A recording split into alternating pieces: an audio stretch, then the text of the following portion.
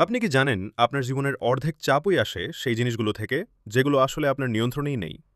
পরিবেশ পরিস্থিতি, অন্যের মতামত, অতীতের ঘটনা এসব নিয়ে চিন্তা করে কোনো লাভ নেই।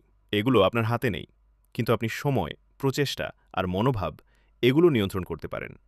পরীক্ষার প্রশ্ন আপনি বদলাতে পারবেন না, কিন্তু প্রস্তুতি আপনি নিতে পারবেন। কেউ আপনাকে সমালোচনা করবে কিনা সেটা আপনার হাতে নেই, কিন্তু আপনি কিভাবে প্রতিক্রিয়া দেখাবেন সেটা আপনার হাতে। আগামীকালের ভাগ্য আপনি ঠিক করতে পারবেন না, কিন্তু আজকের কাজ আপনি করতে পারবেন। যা নিয়ন্ত্রণে নেই সেটা আঁকড়ে ধরলে কষ্টই বাড়বে, কিন্তু ছেড়ে দিলে মুক্তি আসবে। মনে রাখবেন, দুশ্চিন্তা কিছুই বদলাতে পারে না, বরং শক্তি কমিয়ে দেয়।